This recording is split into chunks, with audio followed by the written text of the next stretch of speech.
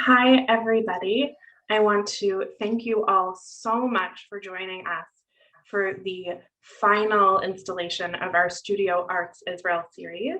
My name is Dr. Shana Weiss. I am the Associate Director here at the Schusterman Center for Israel Studies at Brandeis.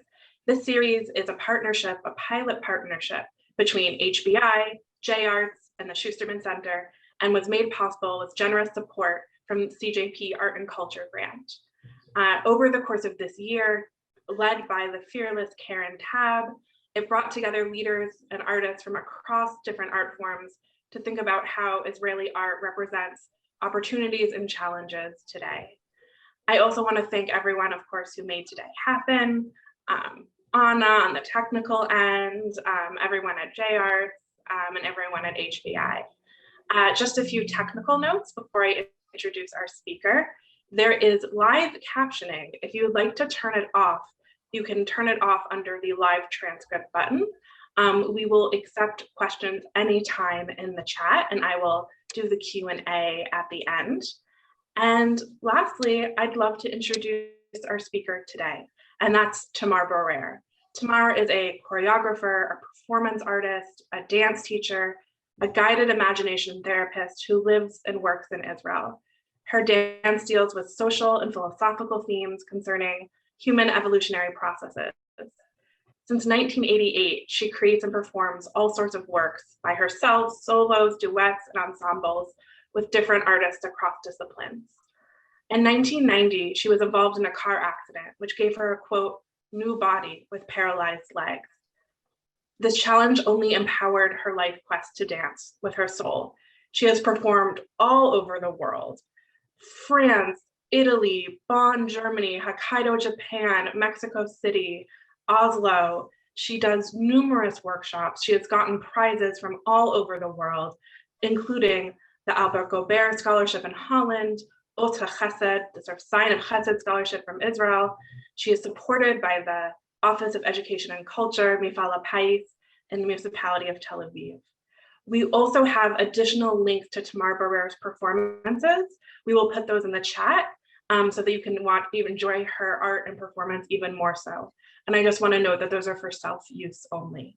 And without further ado, I am thrilled to have Tamar with us. Thank you so much. Thank you very much, Shaina. I would like also to thank the Schusterman Center for Israel Studies at the Brandeis University, and to Ilana Zobel for really bringing us together and making it happen. Thank you very much. So I would like to begin with a quote of Kazuo Ono, who's the founder of the Buto dance in Japan and a great teacher of mine. He says, if we let our spirit guide us, our bodies will be able to carry our personality within and the world without. This is a quote that I carry within me for a long time, and I see it as a guideline of my dancing world and of my life altogether. So I would like to begin with a little brief of the way of a dancer. As Shaina mentioned, I studied many very different techniques, and my body is skilled with various like ballet, modern dance, dance theater. I was traveling around the world to Bali and to study Balinese dance. I lived with the Huicholes Indians to experience with them the trance rituals. And finally, I reached the Buto dance of Kazuo Ono in Japan, which gave me a real anchoring in my understanding of what is the connection of dance, life, inner world, and consciousness of all what is around us. And a very important lesson and a great teacher happened to me in 1990 as I was involved in a car accident, which gave me a new body, a body that is both paralyzed in the legs and at the same time expanded and consciously more able to pursue and to perceive maybe other states of being. So at that moment, I knew that dance begins anew. And after 9 months, I went back on stage with a new solo called Maiden. And actually, that was my first and last work concerning my personal event of receiving this new body and dealing with this specific disability. I felt I needed to do this in order to create a bridge for myself and for whoever wants to continue and experience with me the dance world that I can and would like to give. And then from that moment on, the dancing research and the will and the willed and the possibility of creating through dance a perspective of life began anew. So another path that I received as a present from this specific event, life-changing event, was the real need to understand limitation as a possibility. As for my rehabilitation path, I learned in a very intensive, short period many movement therapy techniques, such as Feldenkrais, who is a genius in the way I see it, Paula and Schneider, and all sorts of yoga and mudra and all kinds of concentrations to realize what is the real will of our bodies, not only the physical, the emotional, the mental, the spiritual, when they come together, what is this embracement of understanding really calls for. And since then, I work with various kinds of challenged communities, mental, emotional. And in the last 14 years, I work in a rehabilitation hospital with people who suffer from psychophysical pain syndromes, suffering from pain and trying to reach a point of seeing pain as a teacher who guides us to our inner ability to heal ourselves. So I would like to maybe share with you a little bit what being a dancer means to me.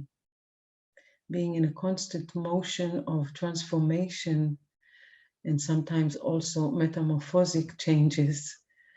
It is a life of an in-between state, in between the experiencer who experiences physically and mentally and emotionally all those movements, and at the same time trying to realize the witnesser who's witnessing this experiencer without judging it, just creating a space of witnessing. So for me, it's kind of a major aspect that I try to use as my dancing path and as my creating path as well. Being in this in-between state revealed to me what in Japan is considered one of the major and maybe basic aspect of the aesthetics and of the philosophy and of the life. It is called Ma. Ma means the space that is bordered with the things.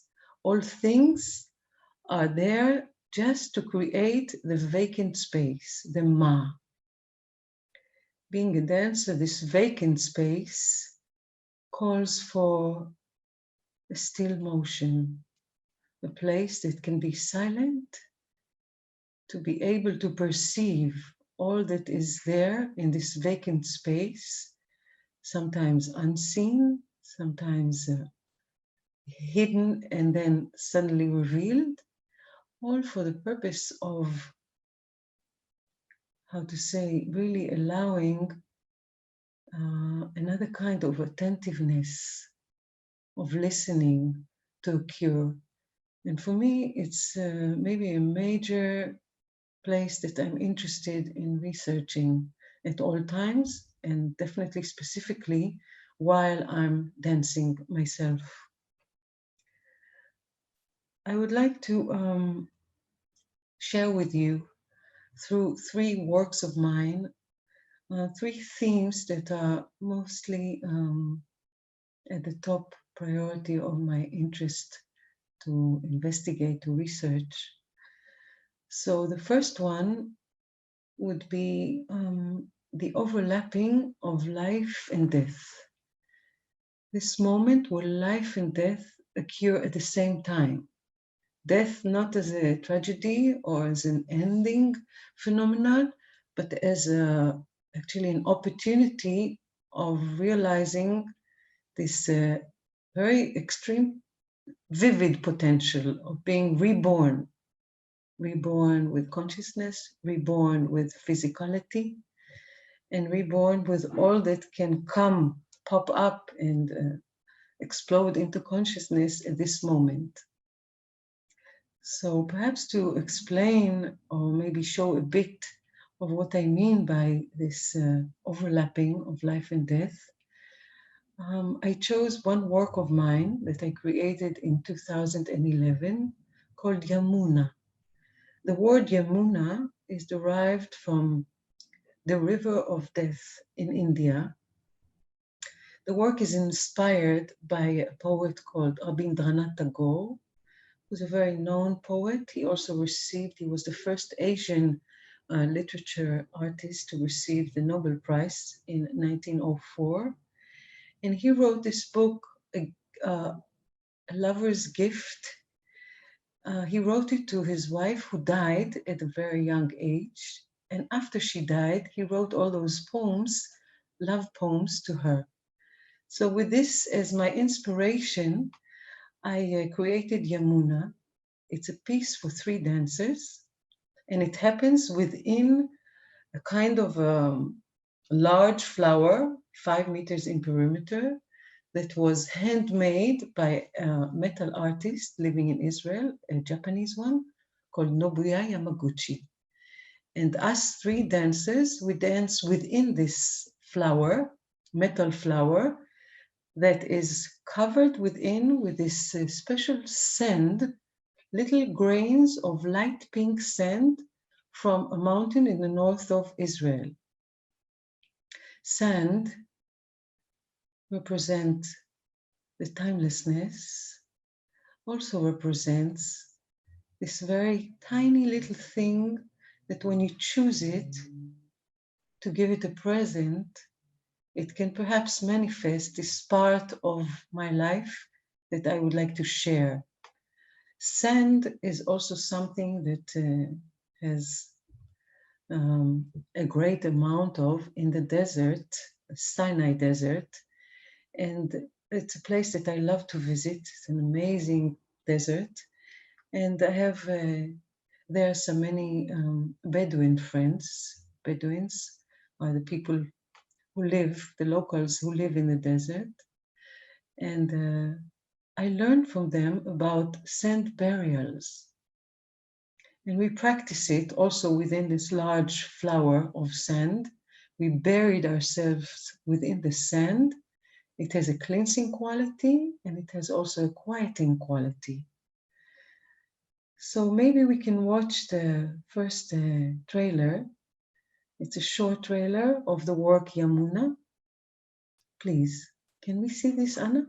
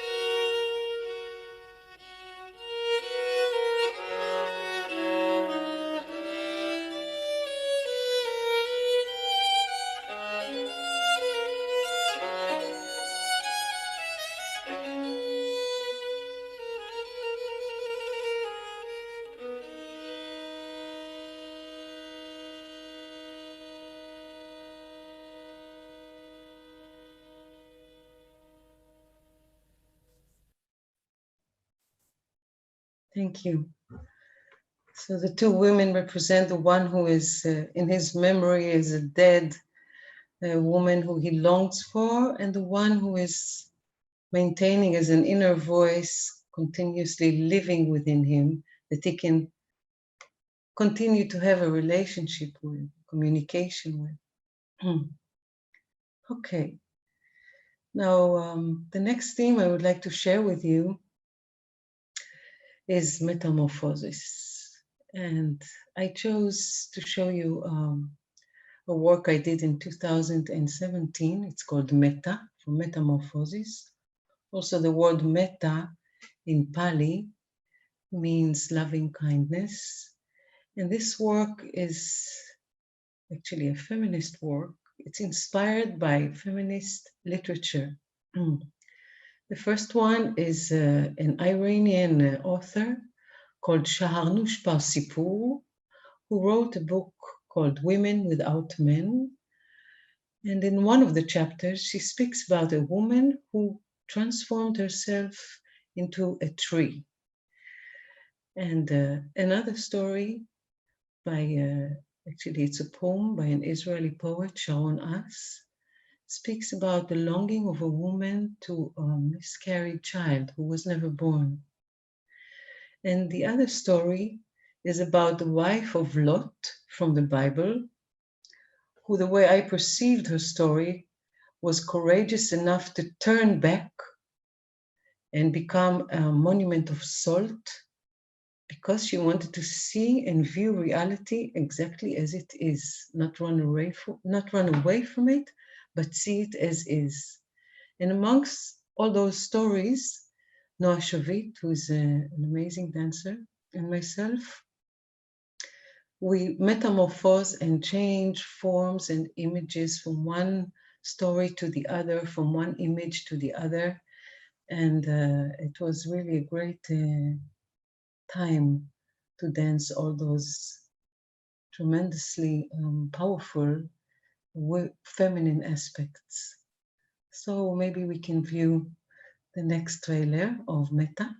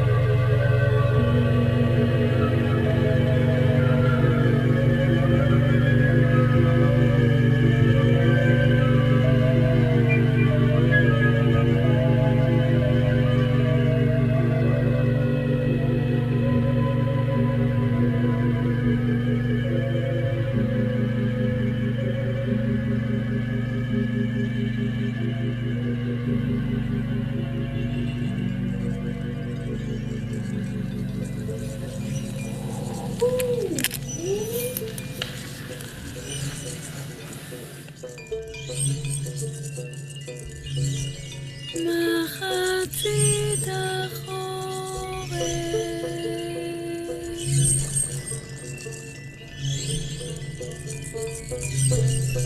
הייתה ניזונה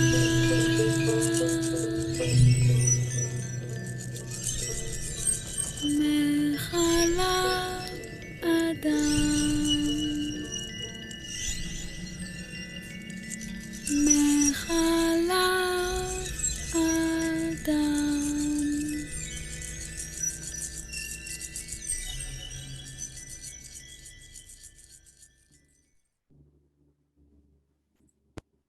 Thank you.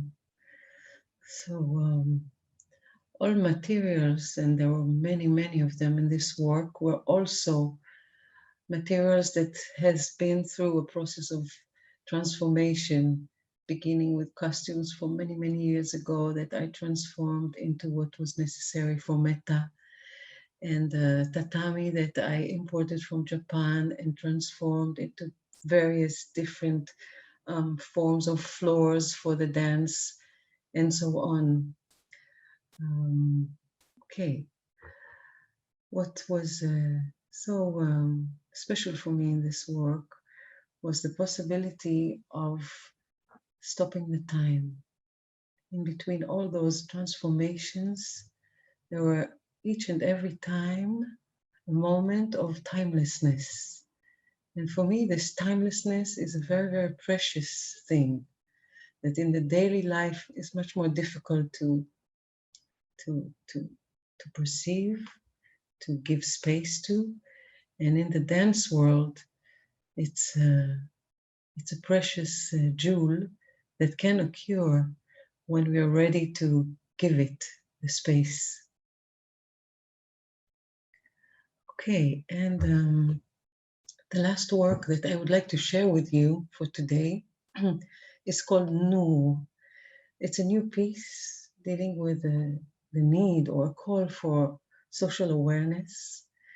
And it's a large piece with my partner, Tom Klein, who's a cellist and musician. And we've been working in the last 4 years together, creating duets. And this is our first large piece together for 6 performers, 3 dancers and 3 musicians.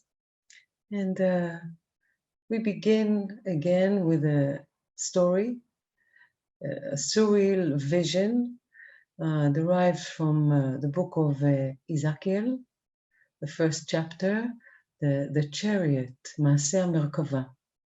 And it's a very far-fetched, illusory vision with many creatures and sounds and chariots and wheels and all sorts of symbols. And we begin with this creature view, slowly peeling the shells, the masks, the costumes, to reach this very subtle collective moment of breath, which is the primal aspect of all sound and movement. And behind or beneath all these stories and peels stands a call, a wish, a reminder that at least in Israel, in our society, we need it extremely very much, and perhaps in societies all over the world, which is the reminder to love our neighbor as we love ourselves, and not to do harm to another that we would not like to have ourselves. ואהבת לרעך כמוך, מה ששנוא עליך, אל תעשה לחברך. And so this is a Nur. We were finally able to premiere with it last week after working and creating this piece since summer 2019. And so it was a great joy for us, the performers, and for the audience to finally be able to receive some art, some culture live. And it is a great celebration. And so I would like to share with you also a short trailer from this new piece, Nur. Nur in Arabic means light. Please.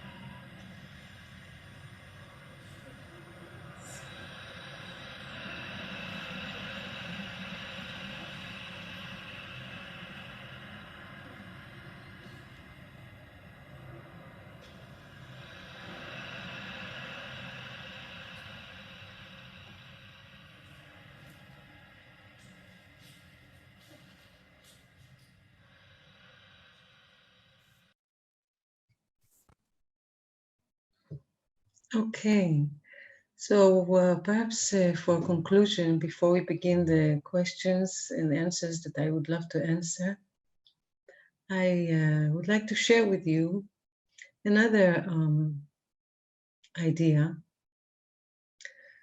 which is called the Triple H.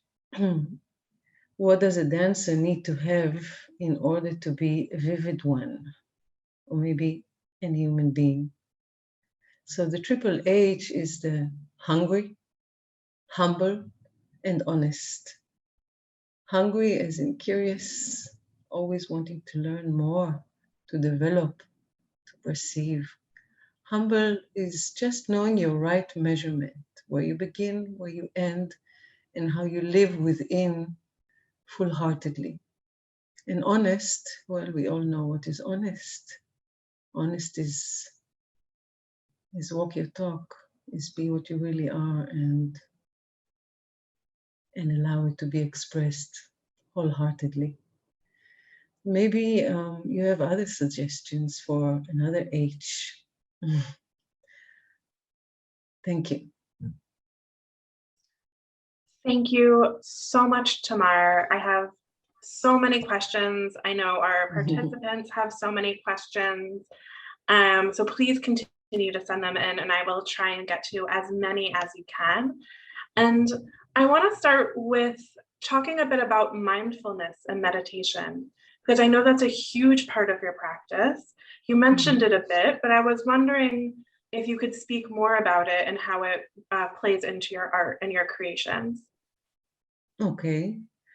Well, meditation is kind of a basic need for me. I begin the morning with it, and it's like food, but it's food by giving space that is not matter, just to be, just to listen, just to allow this stillness to bring forth whatever is there.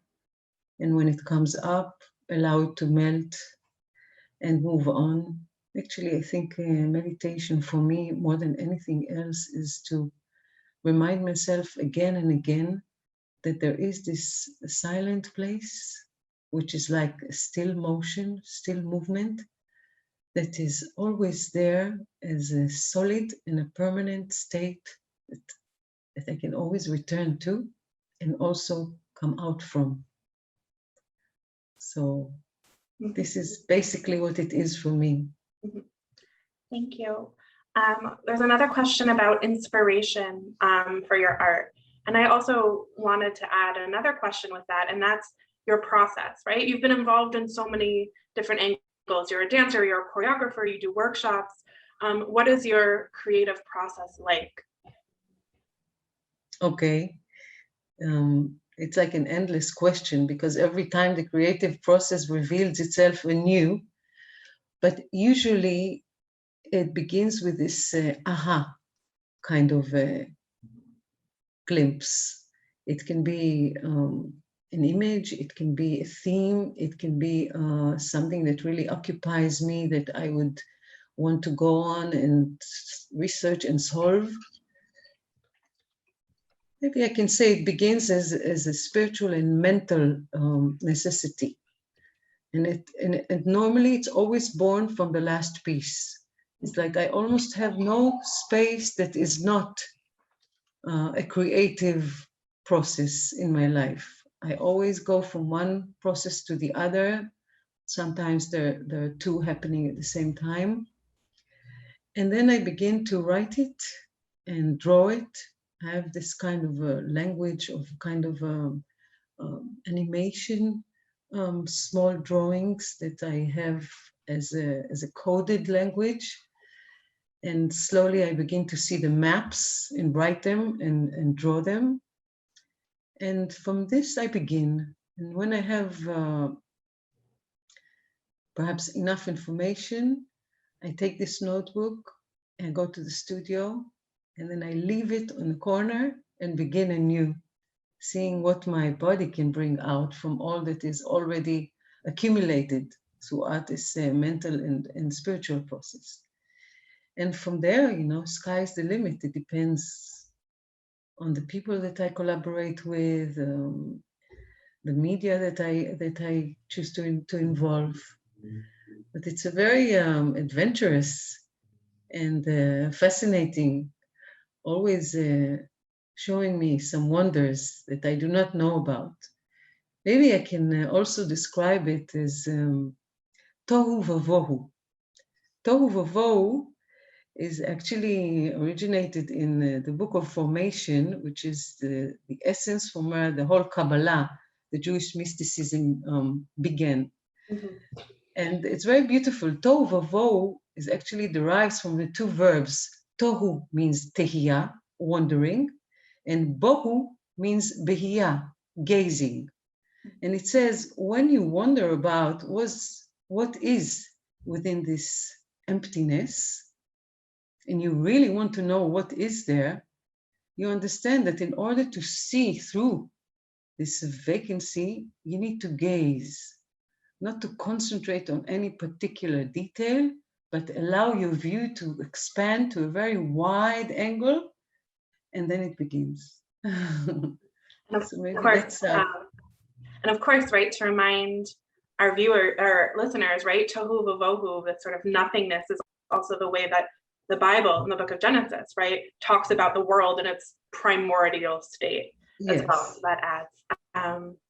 And we have a question from someone who is a dancer, and she wanted to ask you about Ma, right? This idea of the step between she says she really appreciates the steps between the beats, between movements. And, she senses that this is related to Ma, but not quite exactly. And I know you discussed this a bit, but if you could return this idea and how this influences your dancing as well.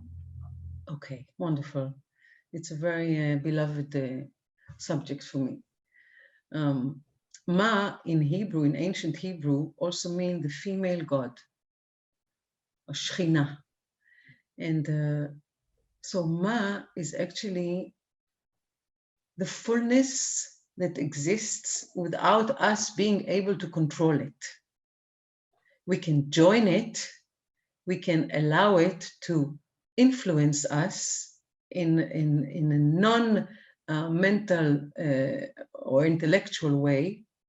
It's something that has to do with the orchestra of all senses coming to one and knowing without knowing. I know words are very heavy. If I could dance it, it would be much easier to express. But it's allowing the motion to occur from an unknown space, knowing that it has borders, but without the need to mention the borders, allowing the borders to allow us to be within it, borderless, and very, very attentive to whatever comes up, following it.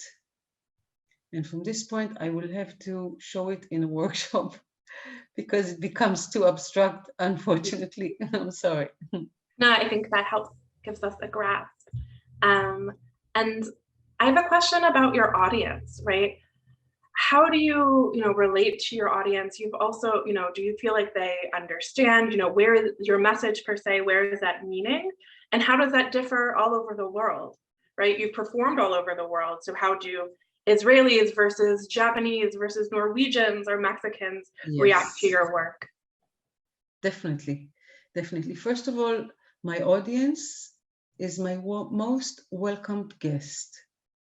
I perform to bring the best I can as a gift to my audience, to use it as an inspiration to go inside and to look what is there within each and every one. I mean, I don't need anyone to know what the story is about, but just to be inspired by even not knowing how and why, to take this moment and look within.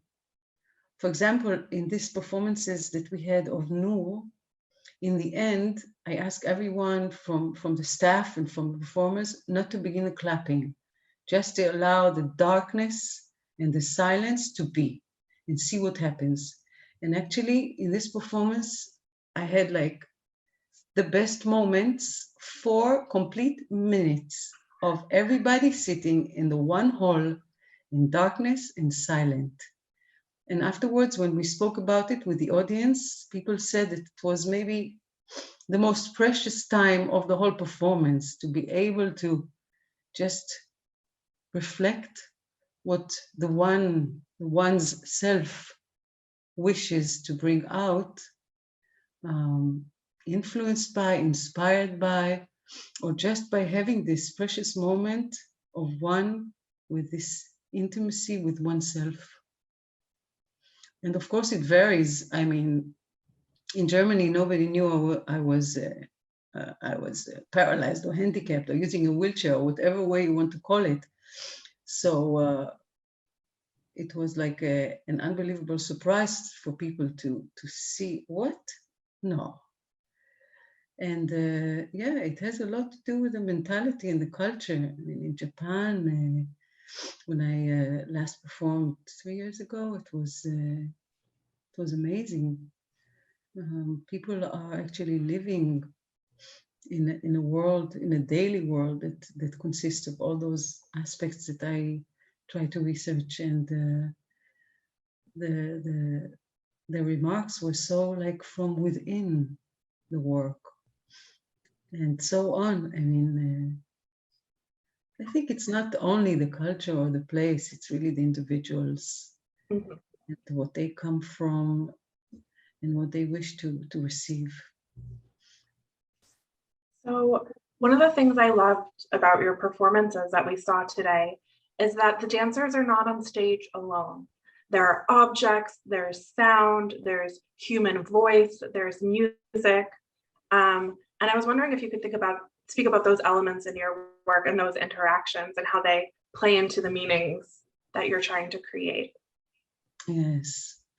Well, first of all, I love collaborating and I love interacting with many dimensions. Sound is movement. Movement is breath, and breath is sound.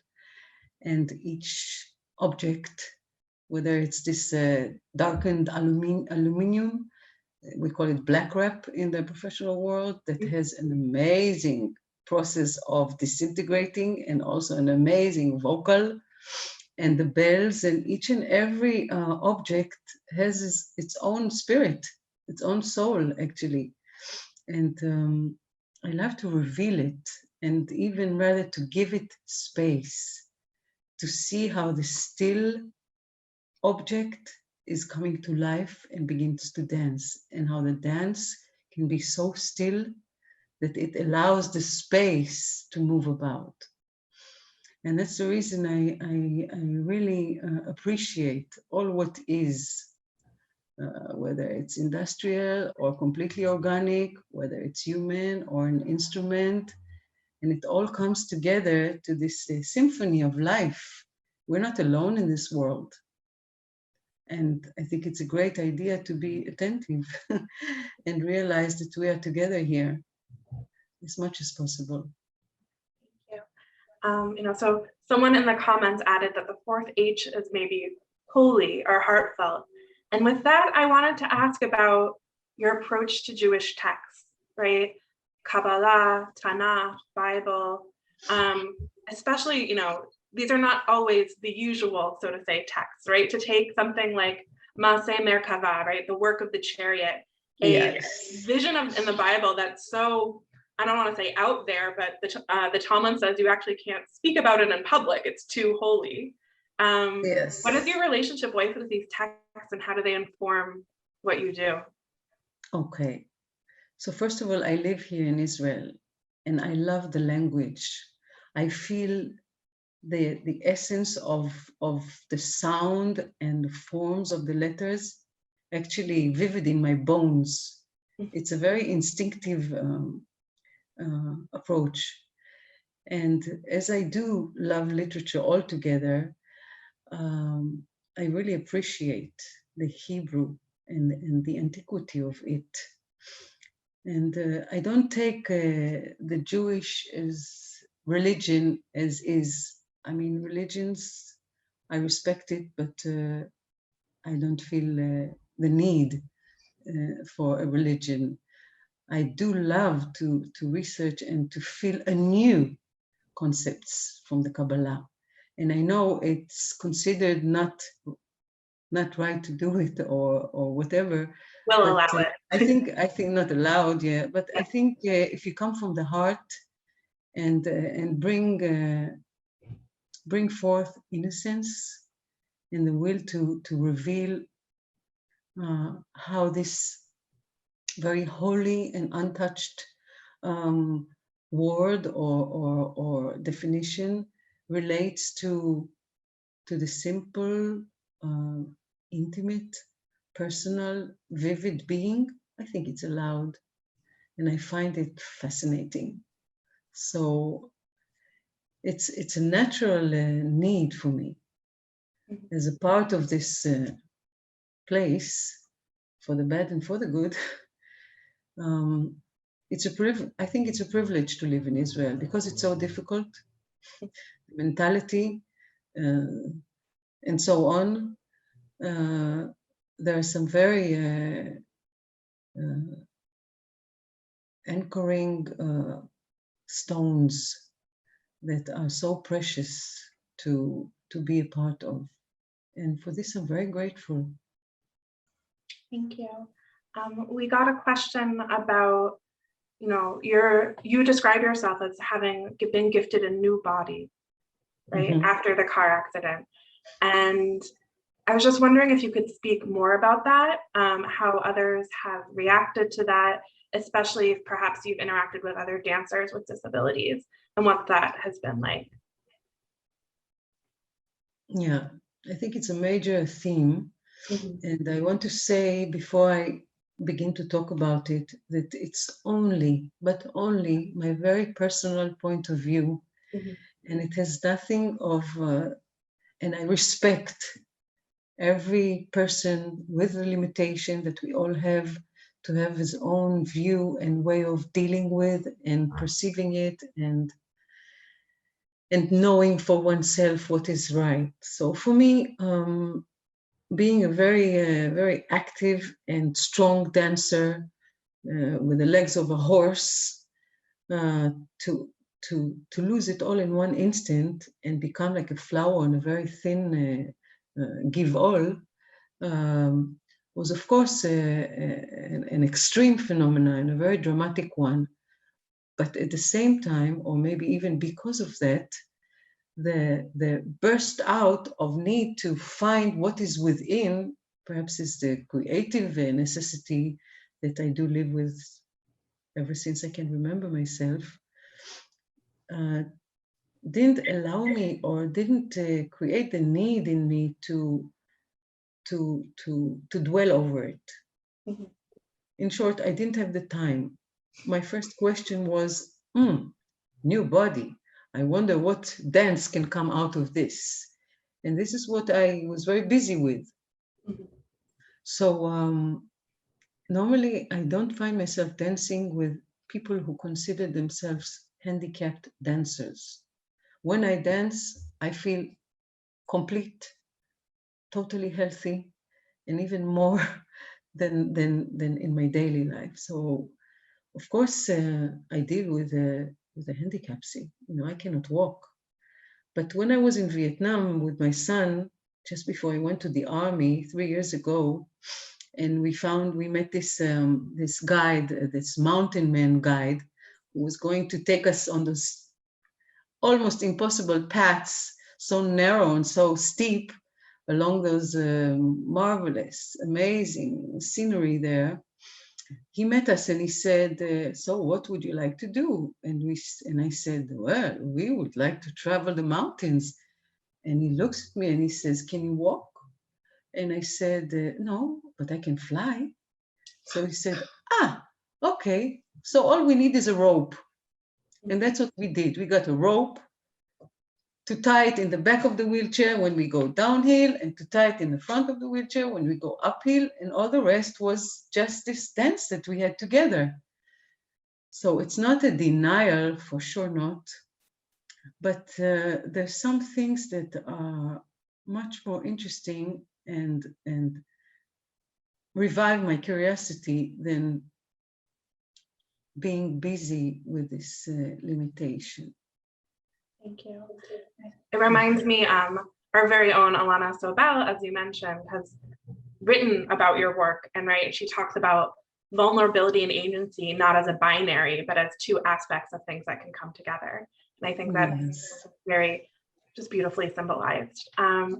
It's so I'm true. Yeah, I'm so It's so honored. true. The respecting vulnerability and delicacy, I think, is a major art, and I'm still trying to learn it. And this is what my legs teach me. Be attentive, be delicate, be vulnerable, and be able to embrace it all. And it's not so easy, but it's a life task, Yeah, I so suppose. for all of us, I'm sure. And I was so honored that you were able to share a clip from your performance last week. And I was just wondering if you could, you spoke about it a bit, but after over a year, right, where culture halls, have been closed in Israel and around the world, right? What was it like to reopen? Like, I'm almost like, for me, I'm almost salivating, right, and dreaming of being able to see a live performance. So I was just wondering if you could speak a bit about that and sort of reflect back on this wild, time of Corona and what that's been like for you. Okay, so first of all, the Corona time was a great opportunity to have a lot of time in the studio and to work profoundly on my part of the dance. I was, of course, busy with all those aspects of the choreography and the scenography and everything. So I had a very precious time working on my role of the dance. And then whenever we could, we met again and worked. It is like walking between the raindrops, but I was so determined not to stop, to transform, to metamorphose, fine, but not to stop. Continue to breathe the work, continue to bring into it whatever I could, and whenever was possible, we met again. And every time we met, it was like anew. Actually, I think this whole year did a lot of good for Noor, for the work. Mm-hmm. I wouldn't choose to have 2 years of work on this work, but as we received it, I think it really improved along those months. Yes. And there's all the time a call of look inside, what is there? Don't be deluded, don't go into those external protesting. My protest was to bring this art to the stage as soon as I could. And this is what I did. So it is a great celebration indeed. I think we have time for about one more question, and I'm going to do the annoying thing that people do when they interview artists, and that's I'm going to ask you what's next. What are you working on now, right? What are you thinking about, and what are you, what's coming down the line for us? Okay, I can reveal it because I'm sure it will change 100 times more by the time it goes on stage. But actually, the next work is a work for 3 women. Mm-hmm. It's a solo dance of mine. I collaborate with a visual artist, who will be filming in a live circuit videos of the work. And the singer that we saw in Noor, she's also collaborating with us. And the work is called Elish. Elish in ancient Sumerian means from above. And the work speaks about various perspectives of the self. And the material that is on stage is many different kinds of metals, please, nirosta, aluminum, a sculpture that was made by Avinoam Sternheim, who's a great sculptor. He calls himself a garbage collector. He goes and collects all what he finds, and it's all from metals. And the sculpture is Tiamat, who is the goddess of the Sumerian Genesis. From her came about all the other gods and so on.